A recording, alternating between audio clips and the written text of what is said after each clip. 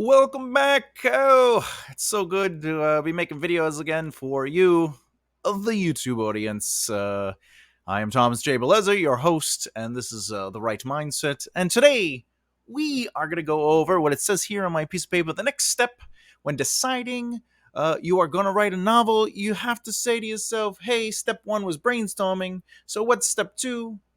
Developing characters.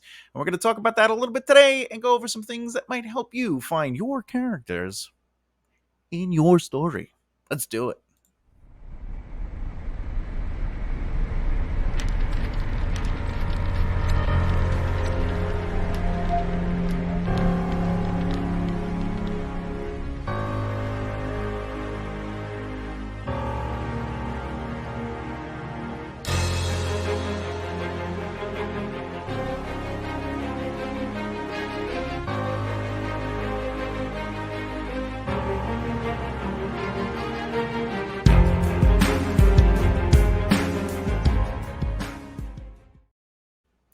So, a big massive thank you, as always, to the audience and for supporting this channel. We are, at the time of me recording this video, at 82 subscribers.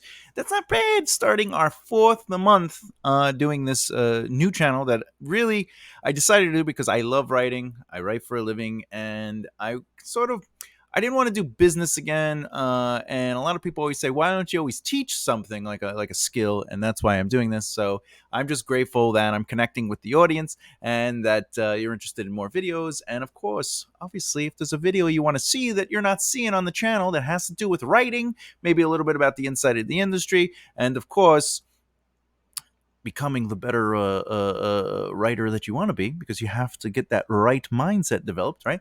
Let me know in the comments below, and I'll be happy to do a video that might help you better your skill set. With that said, if you're new here, a beginner, or advanced, or even a screenwriter that's not an author, but you are an author and you're like, I want to do it all, well, give that subscribe button a click and follow along on lessons about our craft, analyzing and reviewing storytelling, and we're going to also have interviews with fellow writers as we celebrate the industry and talk shop together. If you don't know, quick little insight: there's a podcast called The Right Mindset. You can watch it. It's the last playlist on this channel. Also, you can listen to it on different platforms like Spotify, etc., etc., etc. And as it says, today's lesson is about developing characters. Now, for those out there, I am not a list person. No, I am not a list man, but that doesn't mean you can't be. Uh, Basically, if you want to have lists to make characters and make it easy for you, go for it. There's nothing stop. There is no wrong way to be a writer. There's only different ways you can try to better hone.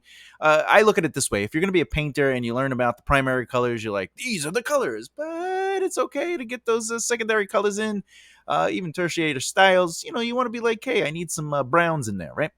So the more colors you have to play with as a painter, the more choices you have. So the way I look at it is, if one person says you should be an outliner, it's like, well, let me listen to what outlining is. If you're a pantser, stay a pantser, but there's no harm in learning new things. Me personally, I'm not really a fan of lists unless it has to do with brainstorming. So if I'm working out a character, I might just brainstorm the character in a general sense. I'll get who are they, where did they come from, things like that. I'm not really a fan of going through those checklists. What's their favorite color? Did I have a scar on their face? I like to discover the character through the brainstorming, and not necessarily just a generic, just answering, what's their astrological sign. I'm not a fan of that. I don't feel I create organic characters when I do it. So the lesson I'm giving today, for one of the aspects of developing characters, there's 3 lessons today, is when it comes to characters, you want to let the brainstorming you did in the first step help you in this step. How do these characters move the story idea you thought of in step 1? Basically, I like to let characters be more than a statistic or a checklist. And yeah, it's great. Again, it's great to know characters' favorite color is purple. But I look at character development the same way I look at world development. I am not trying to develop the world for the story. I'm trying to let the story develop the world. Even though I already have a lot of the world building in my head, I've lived with these characters for a long time. Good storytelling naturally creates an interaction with the world building and character development. Sometimes you'll find like a story is kind of slowing down or it's getting pretty dull, and it's usually because they're just doing exposition to build the world, but the world building itself doesn't necessarily help expand the main plot or even the subplots. They're just sort of like, did you know that Diet Pepsi was made in 19 blah blah blah? Like, but it's not necessarily helping the narrative. So I like to get a general idea of what I want my characters to do, what their struggles are, where they came from per se. That helps with their attitude, their personality, or they come from wealth, or they poor, or are they warriors, or they whatever they are, right?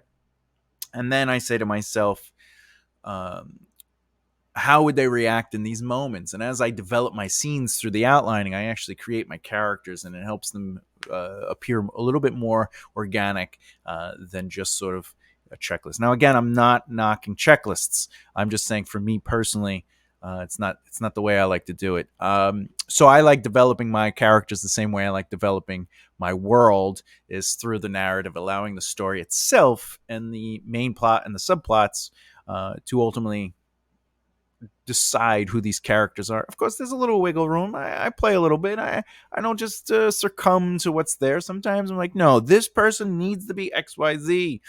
All right. But and that's the other thing. You might also want to be like, I want a weak character, I want a funny character, I want the brute, I want this. You know what? I want a strong character. And it's like, a stronger character relationship with your story will always be one that works for the story, and less about just going, this is the comic relief, this is that.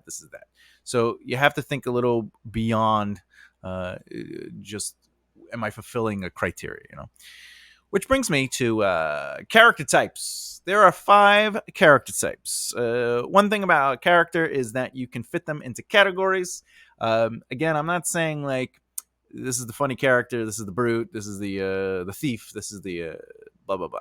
I'm talking about something a little bit more story, a little bit more narrative. So these are narrative character types, and what you do is look over your characters and adjust them if they are in the wrong categories. It helps you kind of like organize it into like, who are these and what's their purpose.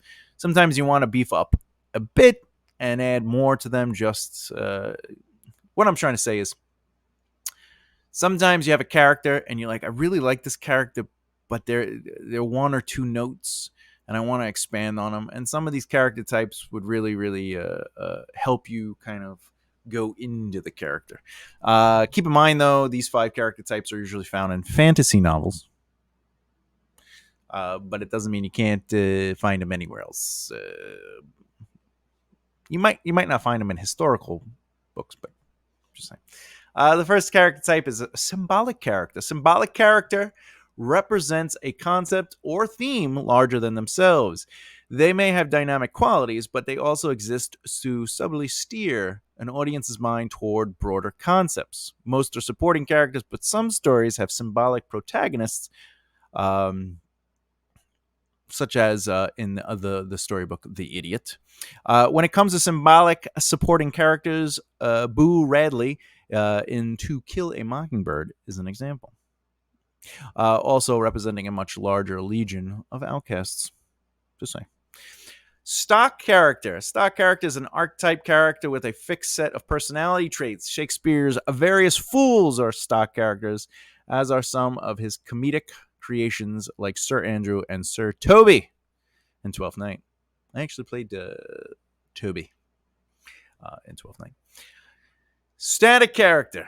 Just flying through these for you, just to give you an example. Okay, a static character does not notably change over the course of a story. Sometimes known as a flat character, these characters often play tertiary roles in a narrative. For example, many villains are also considered static. They were evil yesterday, they'll be evil today, and they'll be evil tomorrow. I'm going to kind of go over these in a second. I just want to run through the list. Then there's a round character, closely related to a dynamic character. A round character is a major character who shows fluidity and the capacity for change. from the moment we meet them. By contrast, some dynamic protagonists do not change until actions in the story force that change. Round characters can be noble or morally dubious, and so forth and so on.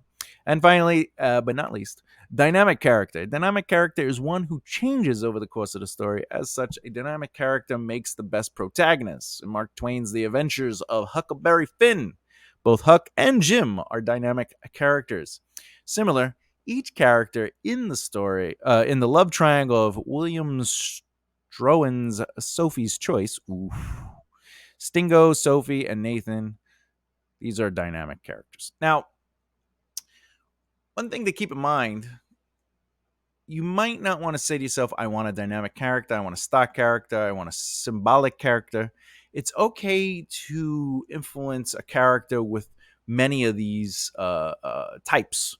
You can have a symbolic character that is dynamic. However, you might have them be round and then develop into a dynamic character, or a static character developing to a round character, or even a stock character starting off as the tutorial fool, but then ends up being more of a symbolic character, or even stock to symbolic to round to dynamic. The idea is to allow yourself to give your characters the room to develop based on the story's need to better color up the story. And you don't want to basically kill your characters by limiting them in choices. However, morality could play a sense of, well, if a character morally wouldn't, for example, if we're talking fantasy and you have like a paladin and they're like, I shall not kill to kill, maybe they won't kill to kill. However, that might even be story worthy, where you're just like, they won't kill to kill, but something happens where they have to kill, and now they're testing their morality. Still not sponsored by Pepsi, but I would like to be. All right, moving on to the third and final. Now, in Mary Sue, to me, I'm going to talk about this because I see this a lot in a very current projects, films, stories, and everyone's trying to make a strong character, either a strong female character or a strong male character. And the thing is, there's a really great way to make a strong character without overcompensating to make them without weakness, without frailty, without cracks. And if anyone doesn't know, the Mary Sue is a term used to describe a fictional character, usually female, but not always, who is seen as too perfect and almost boring for lack of flaws. Originally written as an idolized version of an author in fan fiction. That's where it comes from. But really, like, what is a strong character, right?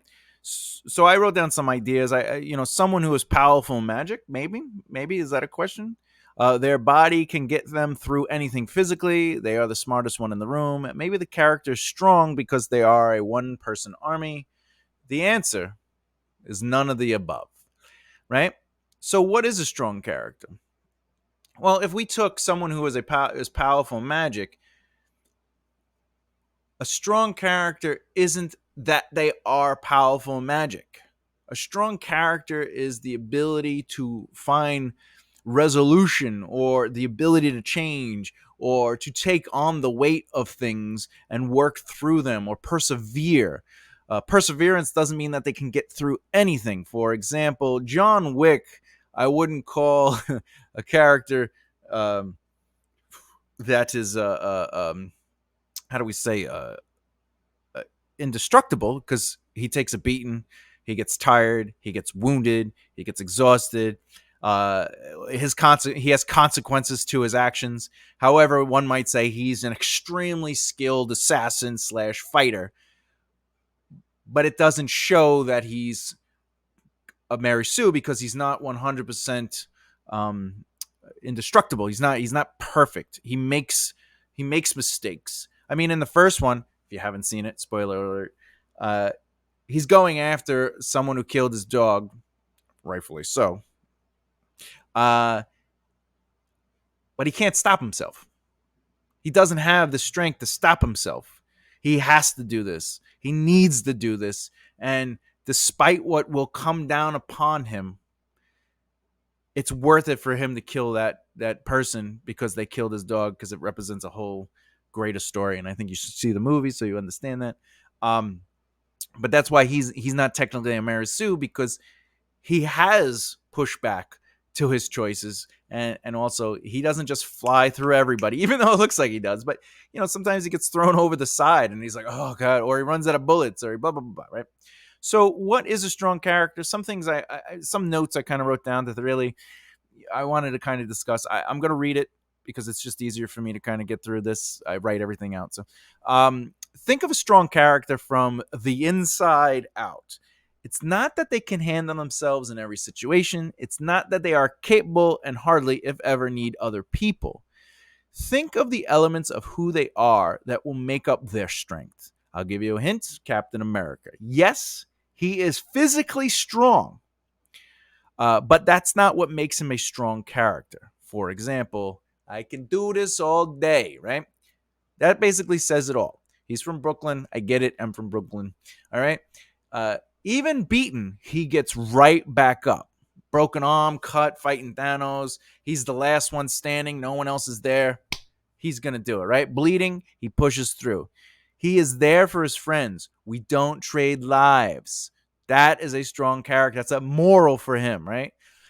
He does what is right, or at least what he believes is right, even at the cost of his own safety, right? Thus, sticking to his morals. He has compassion, understanding, and a code of ethics that guide him. He leads people, believes in them, and works together. He is not flying through all the spaceships in space and fighting every single alien all by himself, even though he'd be willing to do that, aware that he might and most likely will not win because it'd be too overwhelming. Like if he went after Thanos and the whole army by himself and the Avengers didn't show up, he would have lost that fight. But he was willing to die for what was right. That's what makes a strong character. Going into something knowing there's a very small chance, if any, of coming out of there. Doesn't mean they're stupid characters, but what was right was to try. And that's why Captain America stood up and tightened his shield. It was for him, for his moral compass. It was what was right. Here's Tony's in space. This is the thing. Like when you have a character that's just like is basically handles everything, you get that moment where it's like, oh, Tony's in space. I'll just fly out and haul the whole ship single handedly. Oh, you Avengers defend Earth. I defend thousands. So there. Oh, big scary ship blasting all other heroes. I'll single handedly take it down and then fly down and almost kill Thanos and save the day. Strong characters don't have to lose, but they have to be more than a walk in the park. Who they are and how they work with others and what makes them find the strength to move forward makes a strong character. Which brings me to my final thoughts on this. In the beginning, your characters will be archetypes. They just will. You'll just naturally come up to a character and you'll be like, it'd be great. I need a warrior, or I need a character that's XYZ. You're just gonna sort of kind of pigeonhole them just because you have an idea, and that's okay, right? You'll have your protagonist, their best friend, a love interest, maybe the funny character, etc., etc. Your responsibility, though, as a writer, is to make them more than these archetypes, give them depth. And that's why it's okay to say, all right, maybe this character is a static character as the villain, but how do I try to do a little bit more? How do I give them some depth? And in the beginning, you might not have that because you're just sort of writing out, mapping out your story. Or maybe you're a pantser and you're just trying to discover them. And then you realize halfway through the book, I found this character. I got to start over, right? Brandon Sanderson, even Stephen King have said that through discovery, they find the characters, which is basically you write the book halfway through. You're like, So, Brandon Sanderson does begin with an outline, and Stephen King doesn't necessarily begin with an outline. Yet they both will start over once they find the voices of their character, and that'll happen. In your outline, you'll be like, "Oh, this is who they are," and then as you're working them, you'll be like, "Maybe they're a little bit more," right? It happens, and that's okay. My advice to any writer, author, screenwriter is have an idea of what you want your characters to be, but don't spend thousands of hours on all the little details. Let the character elevate, add, and be important to the story you want to tell. And as you begin writing, be willing to hear where it is going. And when you hear it, change the story and characters as needed, especially if you want to, because a writer has ideas. I get that. But a good writer knows how to get those ideas out. And a great writer is willing to kill their babies, as they say, and serve the story, not their egos. Just saying. Next time, the next video in this series will be us going over a part of the story process that us writers are always trying to figure out. Basically, how we can decide which point of view we will what point of view will work best for your story. And of course, I always have a question, right? So the question is, what is one trait you love seeing in a character or one you don't? Your choice. Let me and the community know in the comments below. And obviously, if you want to learn more about improving your craft, insight on the industry, and hearing from fellow authors, please subscribe and hit the bell icon so you don't miss out. And as always, you got to keep developing the right mindset. So until next time, I'll see you. Please like, comment, and share. I'll talk to you soon. Much love. Really. Thank you so much. See you.